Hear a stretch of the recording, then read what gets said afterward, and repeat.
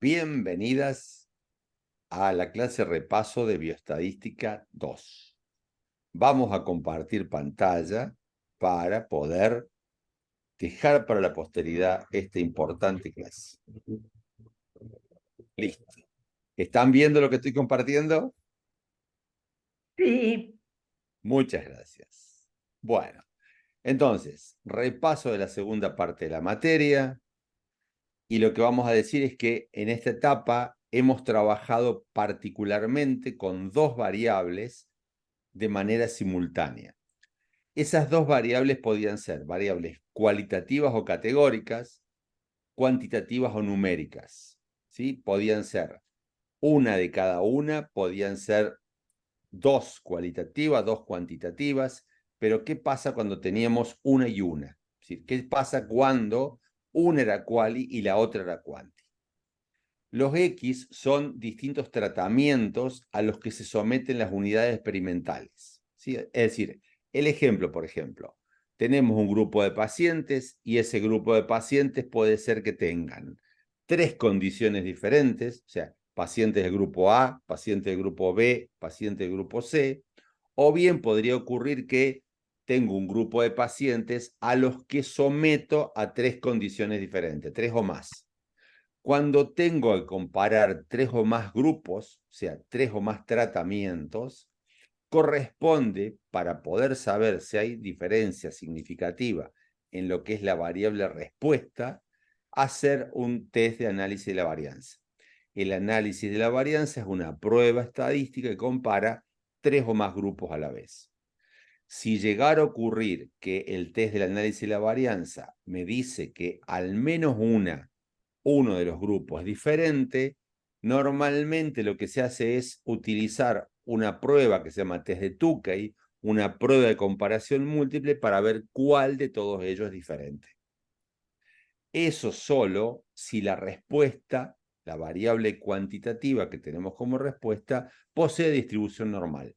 Si no posee distribución normal, entonces no podemos hacer un análisis de la varianza y lo que se recomienda es, ya que quiero comparar grupos, otro test estadístico que compara tres o más grupos se llama prueba de Kruskal-Wallis, cuando la I no es una variable normal.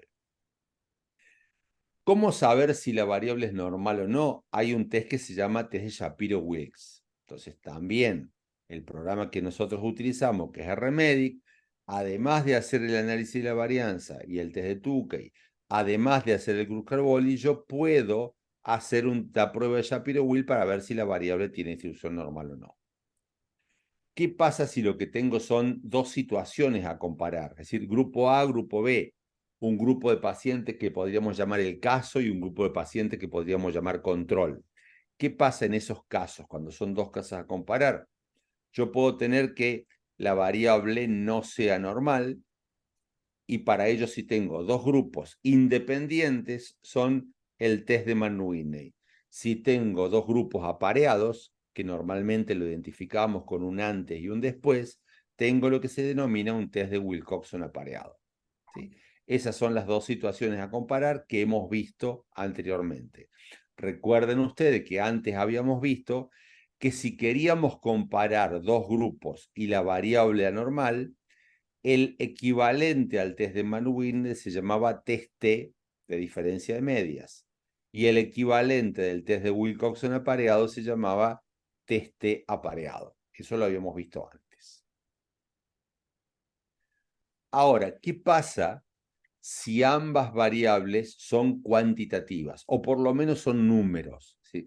¿Qué pasa si las dos variables que yo estoy trabajando son números? Y si quiero relacionarlas. Si yo quiero relacionar dos variables, si el objeto es saber si se relacionan, el análisis correspondiente que hay que hacer es un coeficiente de correlación lineal simple. Y si yo quiero saber cuál modelo explica la relación, es decir, yo impongo que una variable es la causa y la otra es el efecto, es decir, variable independiente y variable dependiente, entonces corresponde hacer un análisis de regresión lineal simple que va a tener una ordenada y una pendiente, ¿sí? Normalmente nosotros pedimos que la pendiente no sea cero para que tenga sentido el análisis de regresión lineal simple. Ahora, ¿qué pasa si tenemos, por ejemplo, dos variables cualitativas? ¿Sí? Dos quali. Si el objeto es saber si se relacionan esas variables cualitativas, la prueba para relacionar dos variables quali se llama prueba de independencia chi cuadrado. ¿Sí? Dos variables cualitativas, veo si se relacionan o no. Simplemente para saber si hay o no hay relación, utilizo esa prueba. Ahora, también puede ocurrir que tenga otros objetivos específicos, como por ejemplo, objetivos epidemiológicos. Si tengo objetivos epidemiológicos en mi trabajo, puedo necesitar saber si hay una relación de causa-efecto mediante odds ratio o mediante riesgo relativo.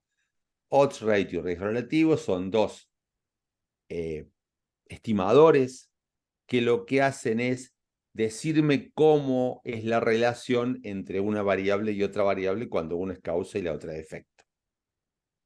Y decimos que esto lo calcula solo quien necesita objetivos de epidemiología. Luego, si tuviéramos objetivos que tienen que ver más relacionados a diagnóstico, hay otros 4 valores que se llaman sensibilidad, especificidad, valor predictivo positivo y valor predictivo negativo. Yo no me animo a decir la palabra nunca, pero probablemente casi nunca uno hace estos 6 análisis a la vez. Casi nunca. O se hace odds ratio, riesgo relativo, o se hacen alguno de los otros 4, sensibilidad, especificidad, valor predictivo positivo o negativo, porque responden a objetivos diferentes. Por más que su mamá es la prueba de independencia chi cuadrado y esto deriva después de ella, uno nunca tiene todos los objetivos juntos, o va para un lado o va para otro. Entonces, ahora, también trabajando con dos variables de manera simultánea, hemos visto, ustedes han visto en la última clase, qué pasaba cuando teníamos una variable cuantitativa y la otra variable, que es la respuesta, ahora ya es binomial. Es un sí no que va a ser traducido a un 1-0. Vamos a ponerle 1 a la categoría que yo tengo interés de estudiar y vamos a ponerle 0 a lo que sería la categoría base. Es decir, si estoy estudiando mortalidad de los pacientes, 1 va a ser cuando el paciente falleció y 0 va a ser cuando el paciente no falleció. Si estoy estudiando recuperación, 1 va a ser recuperó, 0 va a ser no recuperó. Entonces voy a tener cuidado a quién le pongo 0 y a quién le pongo 1. Dicho esto, el análisis para ver si la variable cuantitativa puede predecir la probabilidad de lo que llamamos a la variable binaria, es que se hace un test de regresión logística y nosotros vimos específicamente logística simple. Por último, y acá es donde pusimos 3 variables, en el único caso en toda la materia donde tenemos 3 variables a la vez, hemos visto lo que se llaman las pruebas de Kaplan-Meier. Las pruebas de Kaplan-Meier tienen que ver con sobrevida, donde tenemos una variable que es tiempo y la respuesta también es binaria, porque una respuesta es si el paciente cambia de estado o no. ¿Sí? El estado 0 es el estado inicial, por ejemplo, el estado vivo, y 1 es si el paciente fallece. El estado 0 es el estado donde el paciente adelgazó y 1 cuando engordó, cuando cambió de estado. Entonces, estamos viendo primero con un test, con una prueba de Kaplan-Meier, si hay una forma de cómo va cambiando a lo largo del tiempo la cantidad de pacientes que cambian de estado. ¿Sí? Se llaman normalmente curvas de sobrevida, aunque sobrevida no tiene que ver necesariamente con mortalidad. Se llama sobrevida porque puede ser la sobrevida de, por ejemplo, de un implante dental. Y además de esto, cuando vemos la curva esta de Kaplan-Meier, hay un test asociado que me dice si hay diferencia entre grupos. Entonces yo puedo tener más de un grupo, 2 o 3 grupos que comparo si esa curva de sobrevida es igual o es diferente. Bien, con eso terminamos el repaso de todo lo que vimos hasta ahora. Un resumen muy apretadito. No vamos a volver a repetir en este video lo que ya vimos en los videos anteriores y con eso tenía que ver con un pantallazo de lo que vimos. Pero hay un temita que normalmente nos preguntamos este tema cuando estamos al principio de la materia y después como que nos vamos olvidando.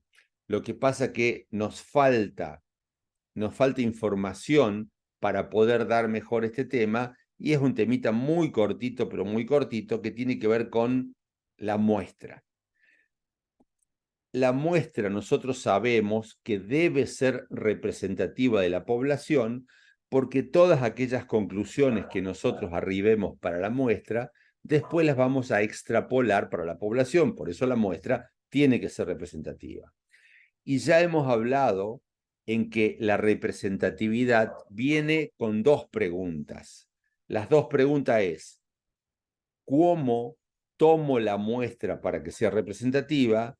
¿Y cuántas unidades, cuántos elementos o cuántos pacientes tengo que tener para que sea representativo en número, para que represente la variabilidad? Entonces, ya hemos charlado anteriormente sobre el tomar una muestra al azar, que los pacientes, que los elementos vengan de manera aleatoria y que no sean sesgados y elegidos, porque si no, no sería representativa en el cómo tomo la muestra. Y ahora vamos a ver un par de formulitas, por eso es muy cortito este tema, sobre cuánto tengo que tener para que sea representativo. Acá hay un montón de fórmulas, pero las vamos a ver de a poquitito. Y no son complicadas porque además de no ser complicadas, las podemos buscar en internet que hacen los cálculos solos. Lo primero que uno tiene que pensar es lo siguiente. Imaginemos que tenemos una lata llena de botones como tenían nuestras abuelas. No sé si las chicas se acuerdan. Toda abuela, en toda casa de abuela había una lata que era una lata vieja de té o de galletita y adentro había botones. Bien, en mi casa pasaba. Si yo, sin mirar lo que hay adentro, abro la lata, saco al azar un botón y veo que ese botón es de color negro y digo, me voy a quedar con una muestra de tamaño 1, con un solo botón, ¿qué estoy asumiendo? Estoy asumiendo que adentro de la lata todos los botones son iguales y cuando yo saco solo un botón, ese botón representa todos los botones. Ahora, si eso es cierto, si adentro de la lata hay 250 botones negros, con que yo saque un solo botón ya va a ser suficiente para saber que todos los botones son negros. Pero si alguno de ustedes dio vuelta a la lata de los botones de la abuela, se dará cuenta o sabrá que nunca las abuelas tenían todos botones iguales.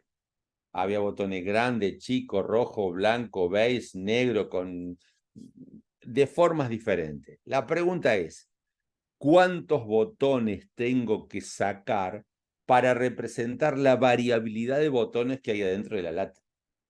Y eso es lo que vamos a ver ahora. Es decir, ¿cuánto hay que tener para representar la variabilidad? Porque cuanto mayor variabilidad haya adentro de la lata, es decir, cuanto mayor variabilidad hay adentro de la población, más botones voy a tener que sacar para poder saber cómo es la representación de esa variabilidad. ¿Cuántos tipos de botones hay? Entonces, les preparamos con la profe Analía, cuando hacemos un muestreo, ¿cuánto vamos a muestrear? Si la variable es nominal, hay dos formulitas, y si la variable es cuantitativa, hay una formulita. Yo voy a marcar, si me deja marcar. Acá me deja hacer una raya, no sé. Activar el lápiz, a ver. Supongo que sí. Ahí está. Esta es una formulita para cuando la variable es cualitativa o nominal. Esta es la segunda formulita para cuando es cualitativo o nominal. Y esta es la formulita para cuando la variable es cuantitativa. No hace falta demasiada explicación porque no la vamos a desglosar, pero esta fórmula la voy a aplicar cuando yo no conozco cuál es el número de unidades de personas o de pacientes que hay en la población. Si yo no conozco en la población cuántos hay, voy a tener que aplicar esta formulita. Una fórmula donde me va a decir cuál es el número de pacientes, de personas o de unidades que tengo que tener en cuenta para representar esa población. Che, Y en la población, ¿qué número tenés? No sé, desconozco. Cuando desconozco el número que hay en la población, esta es la fórmula que hay que aplicar. Cuando yo conozco cuál es el número de personas o de unidades que hay en la población, hay que aplicar esta fórmula. ¿Por qué? Y porque si tengo una población con 500 personas, el N va a ser más chiquitito que si tengo una población con 20.000 personas. Entonces, cuando ocurre que conozco el número de la población, hago esta otra formulita. Ahora bien, si la variable es cuantitativa, hay una formulita que es parecida, es muy parecido a esto, que es esto otro. Ahora, con qué ideas se van a quedar ustedes? Ustedes se van a quedar con esto, que debido a la forma en que se expresa la variabilidad, cuando yo tengo una variable nominal, sin tener mucha idea de cómo funciona la población, yo puedo saber cuál es el número de personas o número de unidades que necesito, digamos, tomar, porque de una forma se puede estimar esto que es un estimador de la variabilidad. En cambio, cuando mi variable es cuantitativa, sí o sí tengo que tener una idea previa de cómo es la variabilidad en la población, porque acá está expresado lo que es la idea de la varianza poblacional. Entonces, tengo que tener una idea de la varianza poblacional. Dicho de otra forma, cuando no tengo ni idea de cómo son las variabilidades de la población de la variable que estoy estudiando en la población, si yo tengo una variable cuantitativa, no voy a saber cuál es el muestreo mínimo que tengo que hacer, sino que tengo que buscar una muestra piloto, sí o sí. Pero cuando mi variable es nominal, yo puedo establecer cuál es el n mínimo. Si yo conozco la variabilidad, mucho mejor. Puedo establecerlo mejor. Ahora, si ustedes me permiten, acá le puse dos direcciones, y yo voy a entrar ahora a esas direcciones, donde tenemos dos calculadores del N. Entonces no hace falta aprender esta formulita ni aplicarla, porque ya en Internet tenemos disponible calculadores de N mínimo. Así que vamos a ver si me dejan. Mientras Arnoldo busca eso en internet, yo quiero Sí, hacerles un comentario. dale. Permiso, Mancho. Y es que, como ustedes ven, usan la variabilidad de una variable. O sea, estos cálculos están pensados para muestras en donde uno estudia una variable. En todos los estudios que hemos visto nosotros, nunca se estudia una variable. Entonces, lo que hay que buscar en realidad es aquella variable que tenga más variabilidad, ¿sí? Para que esa nos dé un N que nos garantice una buena muestra para todo lo que queremos estudiar. Porque no vamos a hacer una muestra para ver el peso, otra muestra para ver la dieta, otra muestra para ver la edad, otra muestra para ver el sexo. En una sola muestra nosotros tenemos que levantar toda la información que hemos pensado en nuestro diseño, en nuestra metodología de trabajo. Pero una de esas variables, que es la más complicada de todas, la más variable de todas, es la que nos va a determinar el N ideal para todas. ¿Se entiende esto? Qué bueno, gracias. Eso era, Armando. Perfecto, muchas gracias, Analia. ¿Se está viendo la página de internet que estoy compartiendo? Sí. Bien. Esta página es una página que está en inglés y miren lo que me dice. Miren la información que yo voy a necesitar para saber qué n necesito. Me dice calculador del tamaño de la muestra y dice cuál es el margen de error que yo estoy dispuesto a aceptar. Normalmente las personas suelen querer trabajar con un margen de error del 5%. Entonces yo acá tengo que completar y tengo que ponerle 5%, o le tengo que poner 10%, o le tengo que poner 1%. Dependiendo del margen de error que yo estoy pudiendo aceptar, es que va a cambiar el número de pacientes o de personas que necesito. Lo estándar, lo clásico, es trabajar con un 5%. Bien, ya vamos a ver cómo van modificando las respuestas. ¿Cuál es el nivel de confianza que yo quiero trabajar? Normalmente, ¿se acuerdan que hemos dicho que, bueno, que uno suele trabajar con un 95% de confianza? Si yo tengo un 90 es una cosa, si tengo un 99 es otra cosa, y si tengo un 95 es otra cosa. Por último, acá me dice cuál es la población, el tamaño de la población. Y me dice, mira, si vos no lo conocés, poné un 20.000, porque ya arriba de 20.000 ya es lo mismo tener 20.000, 50.000 o 1.000.000. Ya está, no cambia lo que yo estoy buscando. Entonces, si vos no lo conocés, poné 20.000. Bueno, yo puse 20.000. Y acá viene lo fundamental que tiene que ver con si yo conozco o no la variabilidad de la variable que estoy mirando. Si la variable que estoy mirando tiene una prevalencia del 30% en un estudio previo o donde sea, yo acá voy a poner 30%. Si lo que yo estoy mirando tiene una variabilidad del 20%, voy a poner 20%. Pero si yo no sé cuál es la variabilidad, me dice, mira, si no sabes, déjalo en 50. Listo. No, perdón, lo metemos en 50. Muy bien. Entonces, la pregunta es, profe, ¿qué necesito para poder trabajar con pacientes, para poder hacer mi estudio? Bueno, vamos para acá. Profe Nalí acaba de decir, fíjense cuál es la variabilidad, fíjense cuál es la prevalencia de la variable que más variabilidad tiene. Supónganse que es 40%. 40. Bueno, no sabemos cuál es la población, dejamos 20.000. El intervalo de confianza es del 95% y el máximo margen de error aceptado es del 5%. O sea, le puedo pifiar por un 5%. Acuérdense, nosotros nunca trabajamos con un 100% de confianza, siempre tenemos una probabilidad de error. Miren cómo va cambiando. Entonces, si yo tengo un margen de error del 5, una confianza del 95, un tamaño que desconozco, perdón, y una prevalencia del 40, necesito 363 pacientes. Profe, ¿cuántos pacientes tengo? 363. Como yo soy muy picante, entonces digo, no, son pocos pacientes. En vez de trabajar con un 5% de error, voy a trabajar con un 2% de error. 2% de error. Se triplicó. 2.067 pacientes.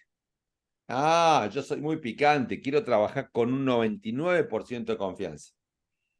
3.321 pacientes.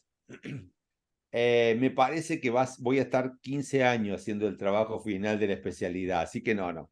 Bajo a 95 y bajo a 5.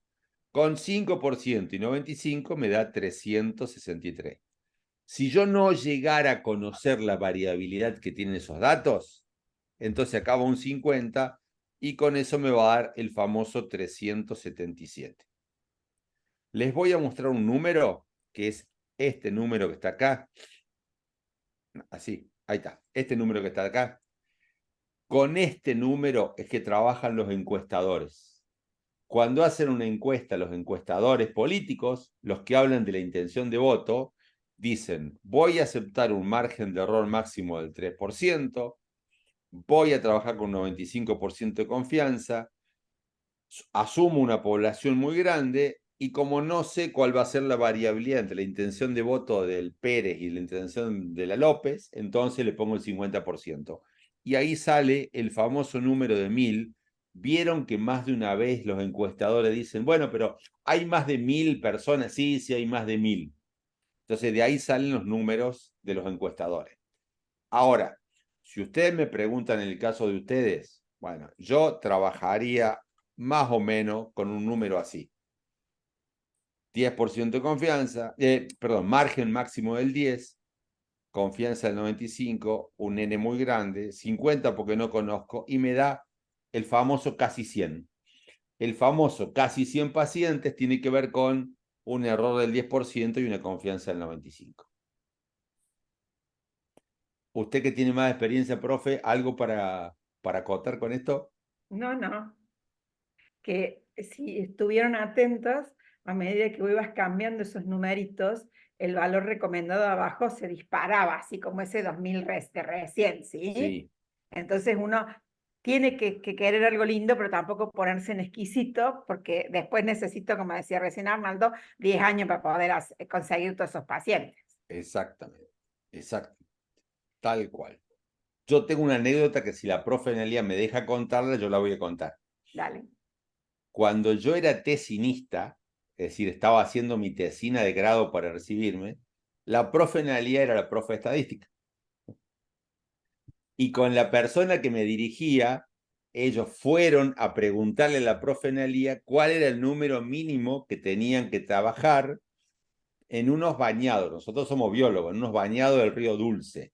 Había que hacer había que llenar un balde de 20 litros de agua, hacerlo pasar por una especie de tamiz y sacar los bichitos que había en ese tamiz. Bueno, y la profe Nalía, adivinen qué número mínimo les dijo que tenían que sacar. Y 1000 seguramente, si Mil yo no me acuerdo. Pero... trescientos. Ah, 1300. Y el que levantaba los tarros de 20 litros y lo tenía que filtrar era yo, porque era el más alto. Bueno, ¿qué pasó? Y no fuimos tan exquisitos de trabajar con un 5% de confianza, trabajamos con menos confianza, con más margen de error y bueno, se hizo el trabajo con lo que se pudo. También está lo que es realizable, lo que uno puede hacer. Les voy a mostrar ahora la otra, Profe, yo tengo una consulta. la que ok. quieras. En mi trabajo yo puse que mi población serían todos los niños de 1 a 15 años que están internados en el Hospital de la Santísima Trinidad de Córdoba. En Bien, ese caso, quizás yo puedo saber cuántos están internados. Ahí, claro, en vez de 20.000, iría esa cantidad. Sí. claro, porque vos ¿Cuántos vas a están trabajar con internados toda en la este población momento? o con una Es un Claro, muestra. número, es un número muy fluctuante, sí, es un número que cambia todo el tiempo, pero sí. además tu estudio es durante un año, durante 5 años, en la vida del Ah, hospital. claro, no. Supongo que cuando voy a tomar la muestra sería. Bueno, lo que suele hacer la gente es estimar los años anteriores, cuántos hubo. Entonces, bueno, mira, suponete, vos vas a tomar la muestra, invento, ¿no es cierto? Todo el 2025. Bueno, perfecto. Entonces, ¿cuántos hubo en el 2023, en el 22, el 21? Y a partir de esos números, y bueno, la población aproximada debe ser 540. ¿Va a trabajar con todos? No, con una muestra de eso. Entonces tu N grande es el número estimado más o menos. Listo, profe. Genial. Porque, a ver, no sé si están viendo esto.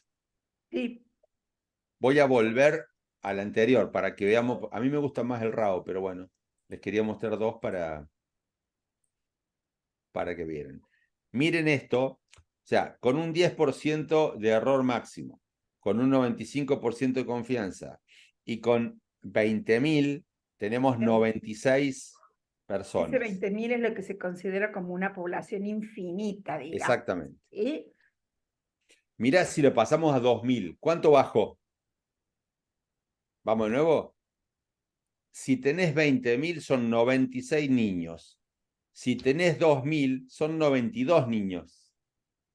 Si tenés 200 son 66 niños. O sea, con 200 niños internados necesitas 66 para poder representar la variabilidad. O sea, no baja a la misma velocidad el número de muestras que la población. La población baja mucho y el número de muestras te queda muy grandote porque necesitas como una cantidad inicial grande. Después ya no importa. Mira, ¿cómo será que no importa que le voy a subir ceros? Con 2.000 tenés 92, con 20.000 tenés 96, con 200.000, mira, 97, con 2.097. Ya está. Una vez que Bien, tenés profe. ese número de muestras, ya no importa si son mucho más. Pero si son menos, tu muestra te queda grandota al lado del proporcional. La otra calculadora que ustedes pueden consultar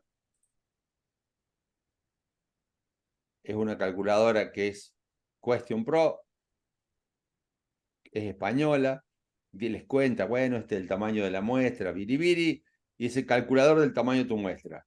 Nivel de confianza y le deja poner 95, 99. Margen de error, 5%. Población, 20.000. Calcular la muestra. Bueno, acá la otra le daba 377, esta da 378.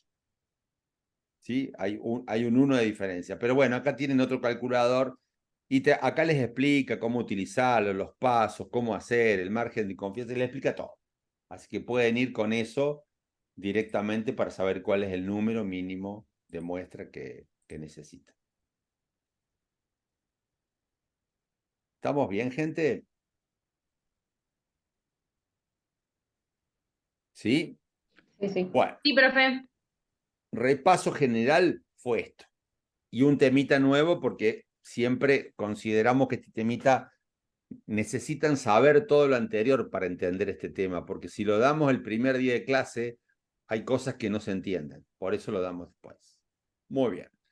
Les voy a poner ahora un Word con algo parecido a lo que va a ser el segundo parcial, ¿sí? Es mucho más grande esto, porque obviamente van a tener tiempo para repasar, ¿sí? Ahora se lo subimos, es mucho más grande, pero el parcial va a tener una idea de esta, que les voy a compartir. A ver, ya les comparto.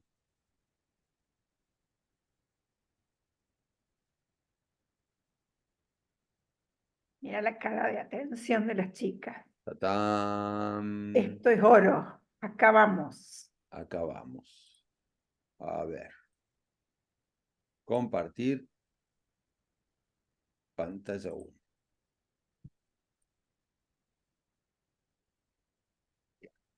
Esto es un Word.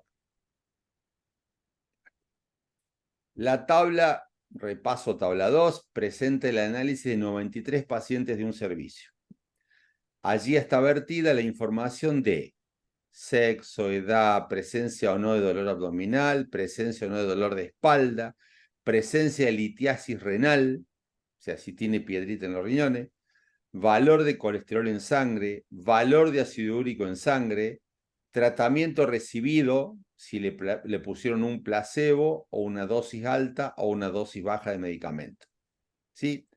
Les muestro, díganme si ven el Excel ahora, porque no sé si lo van a poder ver, si lo comparte. Sí, se ve. Se ve. Bien.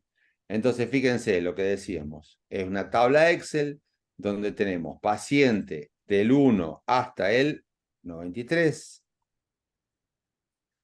sexo del paciente, si tiene o no dolor abdominal, si tiene o no dolor de espalda, la edad, litiasis renal sí o no, como 0 y 1, colesterol con el valor, el tratamiento como tratamiento ABC y el ácido úrico.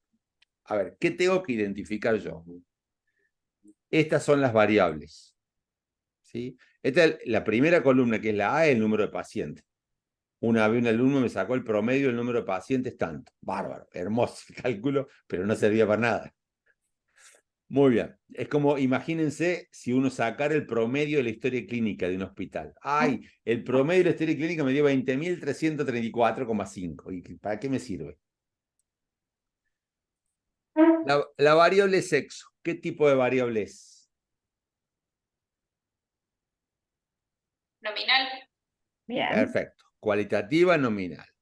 La variable dolor abdominal y dolor de espalda. ¿Qué tipo de variable es? Bien. No escuchas, perdón. También nominal. También nominal, pero la diferencia... Ah, no, sí, también. Es la misma, perdón. Edad, ¿qué tipo de variable es? Cuantitativa continua. Cuantitativa es continua, acá está puesta como si fuera una discreta, pero es continua, correcto. Litiasis renal, ¿qué tipo de variable es? Cualitativa nominal también. Nominal. Miren, ¿qué diferencia hay entre esto y esto? Y la categorización, número y la letra. Exactamente, exactamente. Pero, ¿qué quiero decir con esto? Que uno tiene que tener en claro de qué tipo de variable es, porque si yo meto dolor de espalda en el RMedic enseguida va a identificar que es una letra, que es cualitativo. ¿Estamos de acuerdo? Pero si meto litiasis renal, RMedic me va a decir que es cuanti. Y yo tengo que saber que es quali. Colesterol, ¿qué variable es? Cuantitativa. Cuanti. Ácido úrico, También. también. Y tratamiento, Cualitativa. cualitativa. La única diferencia que hay de tratamiento con respecto a litiasis y con respecto a estas tres es que sexo, dolor, dolor de espalda, litiasis solamente tienen 2 categorías y tratamiento tenía 3 categorías, ABC. ¿Estamos de acuerdo? ¿Por qué? Y pensando en que si yo hago un análisis, una cosa es hacerla con 2 categorías y otra cosa es hacerla con 3. Entonces, lo primero que siempre uno tiene que hacer es identificar qué tipo de variable tiene uno. Porque antes que el programa me diga qué tipo de variable hay, yo tengo que saber qué tipo de variable es. ¿Vamos? Bueno, entonces, volvemos acá a las preguntas. Las preguntas dicen, y vamos de nuevo, no le vamos a pedir esta pregunta en un parcial, porque si le digo realice al menos 2 gráficos diferentes, vamos a tener 70 tipos de respuestas diferentes entre ustedes, pero no vamos a hacer así, pero la idea es esa, es haga 2 gráficos diferentes seleccionando alguna variable, es decir, cómo hacer para hacer gráficos con RMedit. Realice una estadística descriptiva de la variable litiasis y ácido úrico en sangre. A ver. Litiasis habíamos dicho que era. Litiasis es 1 y 0 y ácido úrico en sangre es cuantitativo. Entonces, ¿qué descriptiva puedo hacer con litiasis, que es 1 y 0, pero que en realidad es un sí o no? ¿Y qué descriptiva puedo hacer en ácido úrico? Son diferentes. Estas son letras, aunque tengo un 0 y 1, y estos son números. Y acá empiezan, o sea, toda esta primera parte, opa, el profe también. Toda esta primera parte, acá, es descriptivo. Y a partir de la 4 empiezan el chorizo de pruebas de hipótesis. ¿Cree usted que hay una diferencia significativa en el colesterol según el tratamiento médico que le fue asignado? ¿Placebo, dosis alta o dosis baja? A ver, vamos acá. Colesterol, que es este, y placebo, dosis alta o dosis baja. ¿Qué debiera poder hacer yo ahí para saber si hay diferencia entre el colesterol cuando el paciente le trataron con placebo, dosis alta, dosis baja? ¿Qué prueba de hipótesis debiera hacer?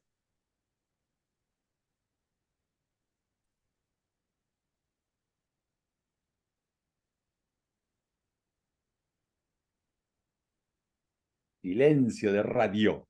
O sea, quiero saber si hay dependencia o no, eso no. No, yo quiero No. saber si los valores de colesterol difieren según el tratamiento que le tiene el paciente asignado. Entonces, ¿Es de análisis de la varianza? muy bien. ¿Es análisis de la varianza o por lo menos la idea del análisis de la varianza?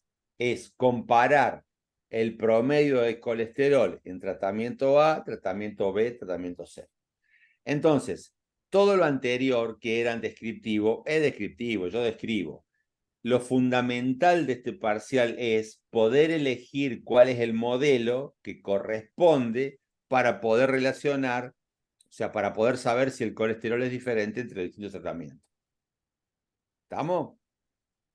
Y lo que viene después de lo primero, es identificar qué modelo estadístico va, que es análisis de la varianza. Después viene bueno, ¿cómo hago con el remedio?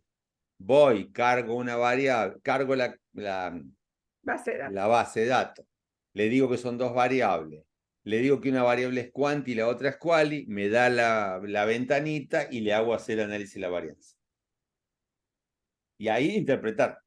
Porque cuando le hagas el análisis de la varianza, me va a decir que sí o que no, y si me dice que sí, me va a dar un test de Tukey para ver cuáles son diferentes. ¿Cree usted que los niveles... ¿Le suena eso, digo? ¿Le suena? ¿Cree usted que los niveles de ácido úrico varían según si el paciente es hombre y mujer? O sea, ácido úrico y sexo de los pacientes. Vamos para acá. Tucu. Sexo del paciente y ácido úrico. Cuantitativas ácido úrico y sexo me dijeron que era cualitativa. ¿Qué haríamos para saber si hay diferencia en ácido úrico entre masculino y femenino?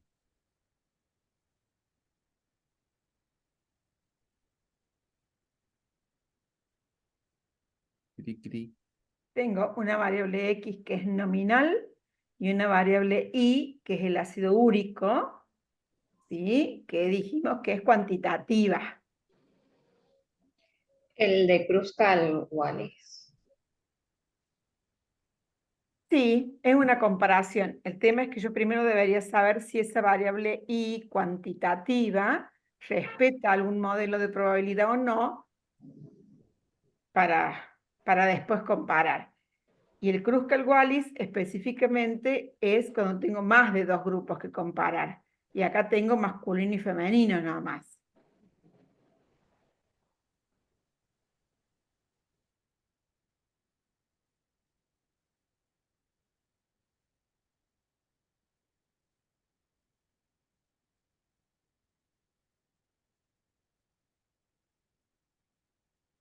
Estamos preguntando y las chicas todavía no empezaron a estudiar armas.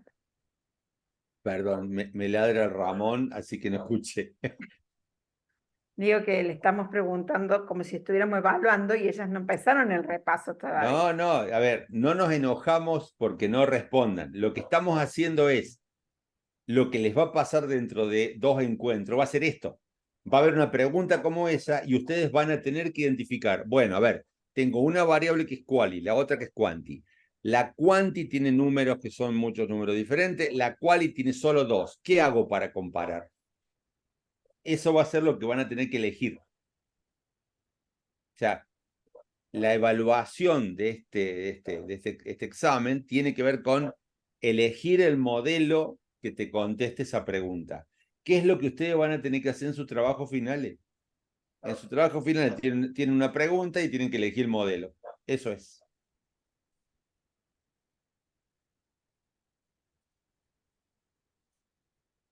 Florencia fue a la caja fuerte a buscar la respuesta. Mira, lo tiene bajo candado. Bueno, ¿les adelantamos la respuesta? Sí, profe, por favor. Profe, Test T de comparación de medias, pero primero pruebo si el ácido úrico se comporta como una variable normal con el test de Shapiro-Wilks. ¿Sí? Es como mucho. bien. ¿Quieren que lo hagamos? ¿Quieren que paremos acá y vamos a hacerlo en el Remedic? Bueno, ya tenemos 2 exámenes, dos cosas para hacer. Colesterol y tratamiento y sexo con ácido úrico. Hagamos los 2 y vamos a Remedic con eso. Vamos a ver si... El Remedic lo tengo acá. ¿Ven el Remedic? ¿Sí? Bien, voy a abrir Remedic. No lo tengo a mano al archivo, así que voy a tener que ir hasta el fin de los días.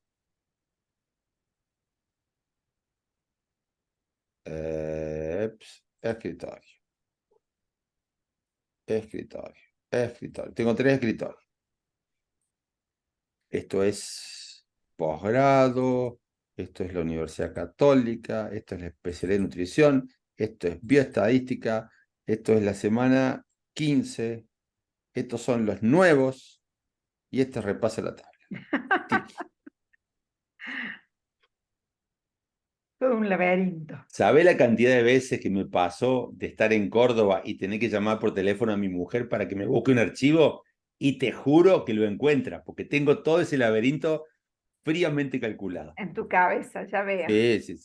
No me acuerdo los nombres específicos, pero si me lo van diciendo, llego perfectamente. Bueno, prueba de hipótesis entonces. Me salteo lo anterior. ¿Sí? Prueba de hipótesis. 2 variables. Vamos a hacer el primero, que era Litiasis. colesterol y tratamiento, ¿no era? No, sí, colesterol y tratamiento, tenés razón. Colesterol y tratamiento. Bueno, colesterol me lo identifica como numérica. ¿Es numérica? Sí. Tratamiento me lo identifica como categórica. ¿Es categórica? Sí. Bien. Ayúdense con el help. El help les ayuda también. Si ustedes van al help donde dice ANOVA factor, dice se aplica sobre 2 columnas de la base de datos, una de ellas es numérica y la otra categórica. La variable numérica debe ser de naturaleza cuantitativa. La variable categórica debe tener dos o más categorías. Dos o más categorías. Cada categoría, ¿ves? Le dice cuál es la hipótesis y le dice que hay comparaciones múltiples. Si tuvieran duda, está el help para hacerlo. Yo ya sabía que iba al análisis de la varianza. ¿Se acuerdan que el análisis de la varianza se podía llamar ANOVA también en inglés? Y cuando hago el ANOVA, miren qué bueno que somos, que directamente la profe le dijo, bueno, puedo hacer un Shapiro-Wilk. Acá también le da directamente si se cumple la normalidad, si se cumple la homogeneidad y está validada, por lo tanto se puede usar el ANOVA. Si acá le dijera que no, le estaría diciendo, no, mira, hacete un Kruger-Wallis. Bueno, y el análisis de la varianza me da un valor P. ¿Y qué me dice acá? ¿Alcanza a ver esto? No sé, ahí está. No se rechaza la hipótesis nula. ¿Por qué? La hipótesis nula, ¿entre quiénes están? Miren. Colesterol y tratamiento. La hipótesis nula quiere decir que el promedio de colesterol en los 3 tratamientos es igual.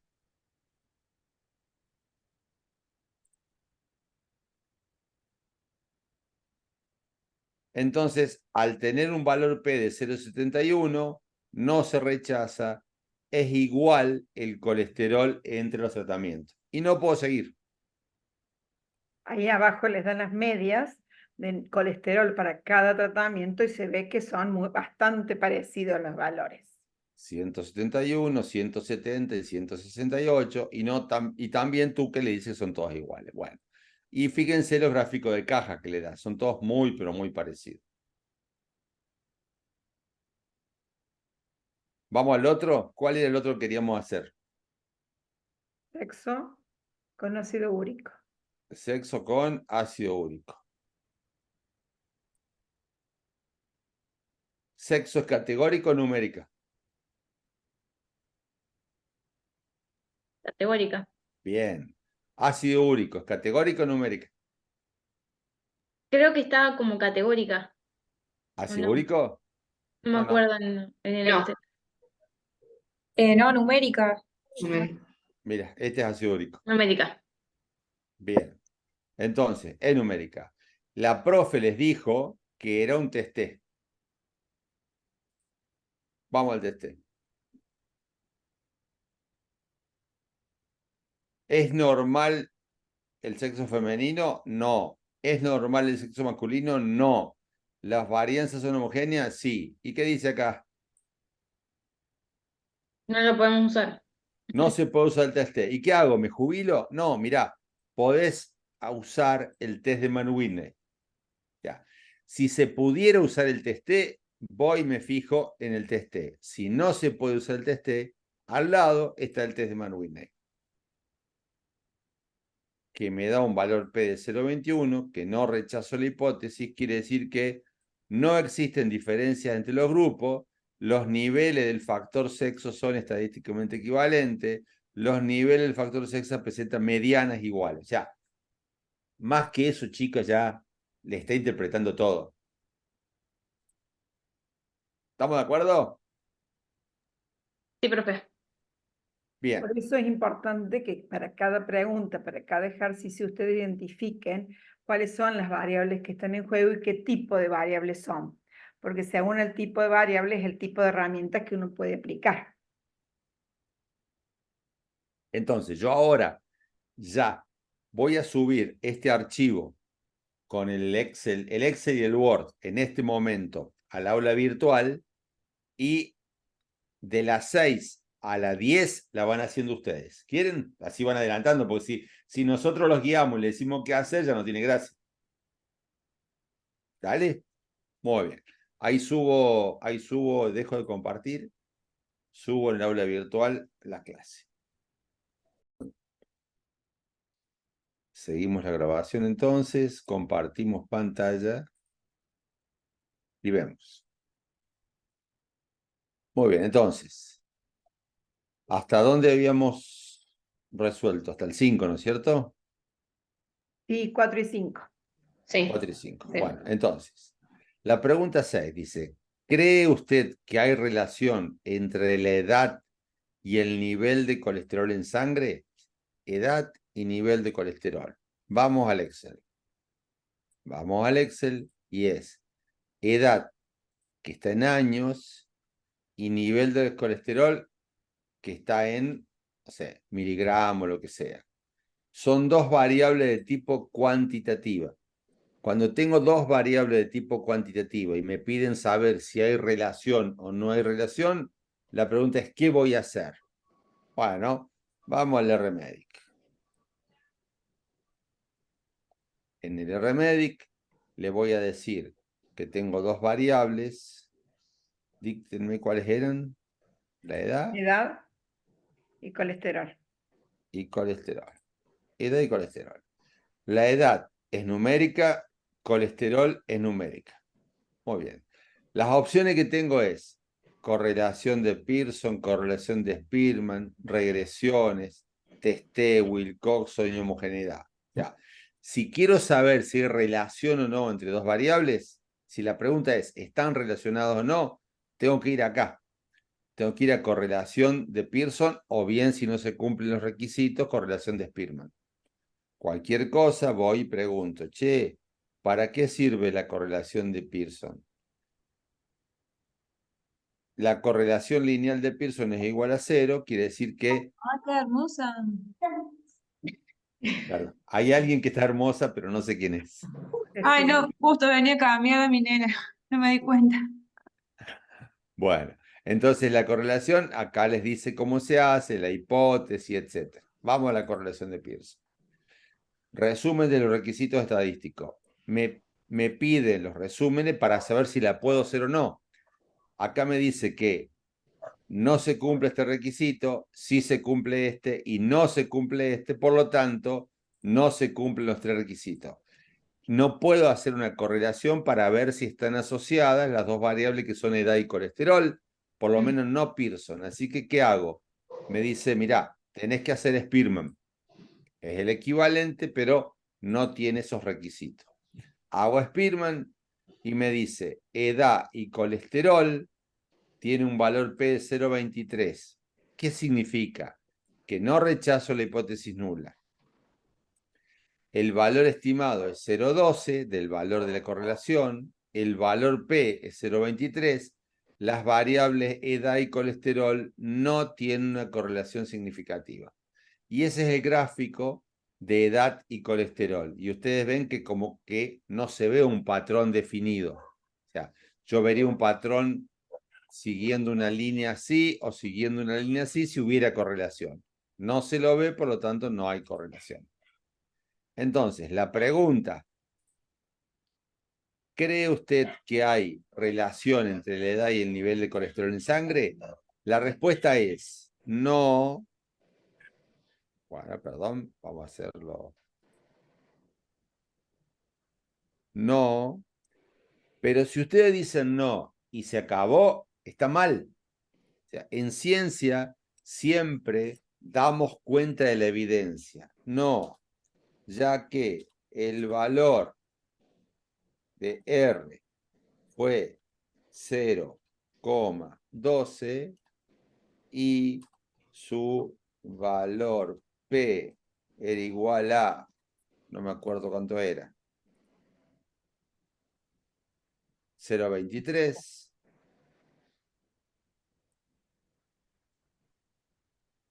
0,23 y el test de correlación de Spearman dice que no hay correlación significativa o algo parecido a eso. ¿Sí? Spearman. No pueden decir el no a secas sin mostrar la evidencia. Cuando muestran evidencia nos tienen que decir qué test hicieron y cuáles fueron los valores que tuvieron, por lo menos el valor P. ¿Se entiende? Porque esto es lo que van a tener que poner cuando escriban su trabajo final o cuando hagan una publicación. No van a decir, no hay relación. Tienen que decir, no hay relación y mostrar cuál es la evidencia. ¿Estamos de acuerdo? ¿Se entendió, gente? Sí. Bien. ¿Podría usted inferir el valor de colesterol para un paciente de 54 años? Bueno, esto está hecho para una versión de Remedy que ustedes no la tienen disponible, pero yo les voy a explicar qué quiere decir esto. O sea, tenemos que acordarnos, Analía, que esto no lo tenemos que poner. ¿Podría usted inferir el valor de colesterol para un paciente de 54 años? ¿Sí? Colesterol en sangre y edad, ¿están relacionados? Y recién era... Ah, eso. Eran los dos, o sea, Sí. entonces la respuesta es no, no se puede. ¿Por qué? Porque lo esperado de colesterol para un paciente de 54 es lo mismo que un paciente de 30, es lo mismo que un paciente de 60. O sea, no hay una manera de inferir. ¿Sí? De todo modo, no va a haber preguntas como esta. O sea, no vamos a hacer esto porque esto está pensado para otra cosa. Bien. La 8. ¿Cree usted que hay relación entre la presencia de dolor abdominal y dolor de espalda? Dolor abdominal y dolor de espalda. Dos variables. Vamos a ver. Esas dos variables, ¿cómo son? Cualitativos. Cualitativas. ¿Y qué conozco yo para ver si se asocian dos variables cualitativas? ¿Cuál es la prueba? Chi cuadrado. Chi cuadrado. Bien. Entonces, dolor abdominal y dolor de espalda. Vamos para acá. ¿Son dos variables? Sí. Dolor abdominal, sí. Dolor de espalda, sí. Categórica las dos, muy bien. Y me dice chi cuadrado.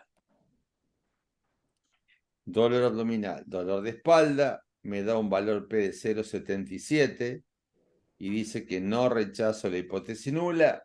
Las variables dolor abdominal y dolor de espalda son independientes. O sea, no hay una relación entre ellas.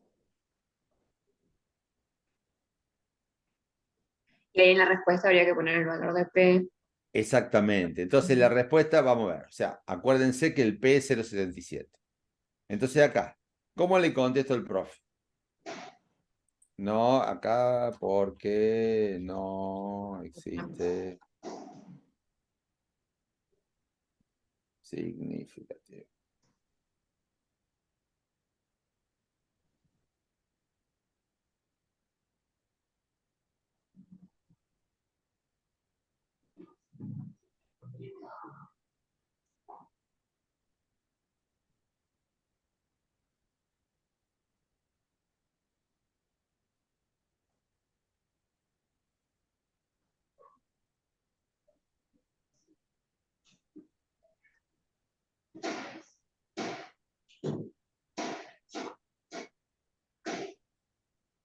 Significa.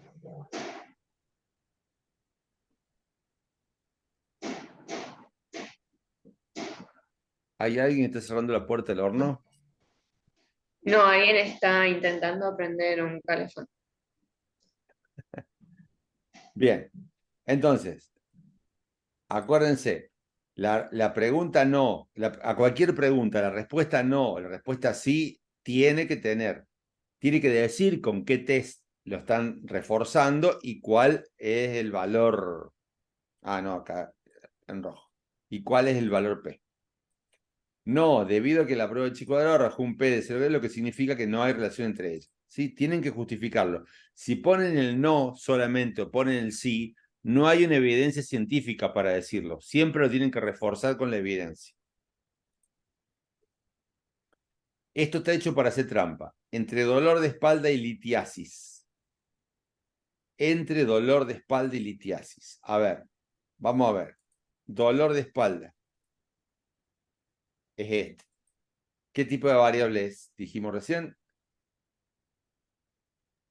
Cualitativo. Cualitativa. Litiasis. ¿Qué tipo de variable es? Cualitativa. Cualitativa. Correcto. Entonces, cuali, cuali. ¿Qué prueba hago con cuali, cuali? Y cuadrado. Chi cuadrado. Perfecto. Vamos de nuevo entonces. Dolor de espalda y litiasis. Y acá viene la trampa. Cuando yo pongo eso, si antes no miré el Excel y yo definí que eran quali, o sea, categoría categórica, el programa va a tomar litiasis como numérica. ¿Y qué va a pasar? Me va a dar una opción donde no va a estar el test chi cuadrado. Entonces yo tengo que saber que litiasis es categórica, como dijo recién Claudio. Listo. Hacer categórica, vamos a test chi cuadrado. Bien. Ahora, dolor de espalda y litiasis. ¿Quién causa quién? ¿El dolor de espalda causa litiasis o la litiasis causa dolor de espalda? La litiasis, el dolor Y de la espalda. litiasis causa dolor. Bien, la litiasis causa dolor de espalda. Entonces, siempre acuérdense que en filas pongo la causa y en columnas pongo, digamos, la consecuencia. Y esto está al revés. Como está al revés, lo tengo que dar vuelta acá. Ya les cuento por qué. Voy a poner litiasis acá y acá voy a poner dolor de espalda. Y cambiar el litiasis el categórico. Gracias. ¿Por qué hago eso? No cambia esto es invariante. El resultado va a ser sí hay una asociación entre litiasis y dolor de espalda. Pero cuando hay asociación, yo quiero ver el sentido de la asociación. O sea, en el caso anterior que hice un chi cuadrado, dijimos no hay relación entre dolor de espalda y dolor de, ¿qué era? De abdominal. Abdominal. No hay relación entre dolor de espalda y dolor abdominal. Listo, se acabó. Pero ahora que hay relación, a mí me interesa ver cómo es esa relación. Y siempre pongan causa en filas y consecuencias en columna. En filas acá va litiasis y en columna va dolor de espalda. ¿Por qué? Porque miren esto ahora. Ya sabemos que hay relación, pero miremos acá, abajo de todo esto, cómo es esa relación. El 0 es litiasis no. ¿Estamos? Mientras que el 38% de los que no tienen litiasis sí tienen dolor de espalda, en cambio, el 88% de los que tienen litiasis sí tienen dolor de espalda. ¿Ven cómo me hace falta ponerlos en fila para entender cómo es la relación litiasis-dolor de espalda? Si vos no tenés litiasis, solo el 38% le duele la espalda. Si vos sí tenés litiasis, al 88% le duele la espalda. Fíjense, aumentó un 40% más el dolor de espalda de uno con respecto a otro. Entonces, vamos para atrás. Si yo hago el chi cuadrado y no me da la relación significativa, se acabó, listo, terminé ahí. No hay relación y lo informo, no hay relación porque el valor P dio tanto del test chi cuadrado, Pero si yo hago el chi cuadrado y sí me dio una relación, yo después necesito extraer conclusiones sobre causa-efecto. Y acá es, siempre tengo cuidado que la causa va en fila y la consecuencia o el efecto va en columna. Entonces, vuelvo acá y acá explico. Acá explico. Todo lo que tengan que explicar. Sí, hay una relación, tiqui-tiqui, el valor P, tiqui-tiqui, los porcentajes. Lo que acabamos de decir recién. O sea, me dicen qué relación, me dicen que fue por el test chi cuadrado, me dicen el valor P y me dicen los porcentajes. Y después dice algo que se puede considerar al dolor de espalda como un signo importante para el diagnóstico de litiasis. Diagnóstico, cierto, profe. Después de hacer el chi cuadrado, tengo otras medidas de diagnóstico. ¿Cuáles medidas de diagnóstico tengo? Acá dice otros. En otros tengo como medida de diagnóstico. Antes de eso me dice, che, mira, tené cuidado. Vamos a poner variable 1 en fila, variable 2 en columna, litiasis en fila, en columna dolor. El 0 para litiasis es este y el 0 para dolor de espalda es el no. Perfecto. Bárbaro. Estamos de acuerdo. Y acá tengo, si yo soy médico y miro la litiasis como predictor de dolor de espalda, o es al revés. ¿Cómo era? Perdón. No, Sí, al sí. revés. Lo La pide al revés, litiasis como perdón. predictor del dolor de espalda. Es al revés, lo pide al revés, eche moco. No, no.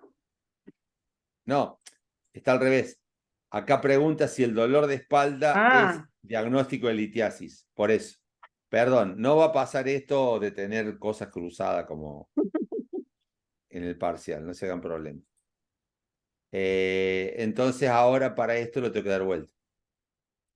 Acá tengo que poner dolor de espalda que pongo litiasis. No se hagan problema, no se desesperen con eso porque no los vamos a volver locos con esto. Esto da igual y esto va acá.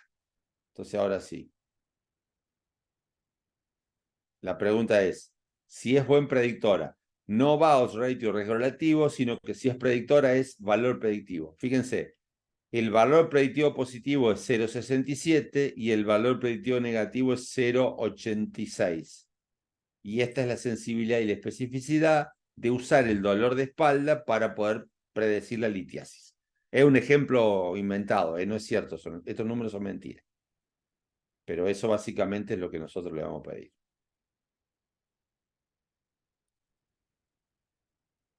¿Sí? Bien. Último tema. Y esa, perdón, profe, ¿y esa pregunta cómo se responde entonces? Acá. Entonces, ¿cómo se responde? Los 4 estimadores de diagnóstico son valor predictivo positivo, valor predictivo negativo, sensibilidad y especificidad. Sí, Bien. ¿Qué es el valor predictivo positivo? Es de los que tenían dolor de espalda, ¿cuántos realmente tenían litiasis? El 67%. O sea, de los que sí. tenían, porque es positivo, los que realmente tenían litiasis el 67%. De los que no tenían dolor de espalda, ¿cuáles no tenían litiasis? El 86%. Porque acuérdense, cualquier cosa repasen el teórico de valores predictivos que vino después de chi cuadrado, los valores predictivos se ven por filas. Son de los que yo digo que lo tienen, cuántos lo tienen, de los que yo digo que no lo tienen, cuántos no lo tienen. Esos son los valores predictivos. Y la sensibilidad y la especificidad es, de los que sí tenían litiasis, al 88% lo detectó el dolor de espalda, y de los que no tenían litiasis, el 62% no tenían dolor de espalda. Eso es la sensibilidad y la especificidad, que es por columnas. Entonces, a la respuesta de Claudio, ¿cómo contesto? Contesto con los 4 valores de valor predictivo positivo y negativo, de sensibilidad y de especificidad. Ah, directamente pongo los valores. Bueno, Claro, porque ahí lo que te pregunta es, ¿se puede considerar el dolor de espalda como un signo importante para el diagnóstico? Entonces le pones los valores y si es importante o no, bueno, depende del área. Para mí, tener un 60 y pico % no es importante como predictor, pero es personal eso. ok. Con poner los valores es suficiente. Bueno. Último tema, que es el tema que dio la profe la semana pasada, el encuentro pasado. Litiasis y edad. Vamos al Excel. Litiasis y edad. Litiasis 0 y 1, edad variable cuantitativa. Ahora, litiasis y edad, yo puedo pensar que edad, no, yo pienso que edad es cuantitativa y puedo pensar que litiasis es 0 y 1 como número o que es un si no. El RMedic te da esa posibilidad. ¿Por qué? Porque si yo pongo acá litiasis y edad, miren esto. Edad es numérica. Litiasis es categórica. Entonces, ¿qué estoy queriendo ver? Quiero ver si la edad puede predecir la litiasis. Miren, me da regresión logística simple. Y si yo digo que litiasis es numérica, también me da la posibilidad de hacer la regresión logística simple, de cualquiera de las dos formas. Hago la regresión, le digo que la variable litiasis, el 0 es el de referencia, y esta es la regresión que me predice la litiasis, la probabilidad de litiasis en función de la edad. Como se rechaza la hipótesis nula, La variable litiasis depende de la edad. Vamos, ¿cuál es la pregunta? La pregunta es, ¿puede inferirse la probabilidad de tener litiasis en función de la edad del paciente? La respuesta es sí, porque a mayor edad, mayor probabilidad de tener litiasis. De nuevo, puedo inferirla aunque no sé hacer el cálculo, pero yo sé acá que a mayor edad, mayor probabilidad de tener litiasis porque se rechaza la hipótesis nula y la litiasis depende de la edad.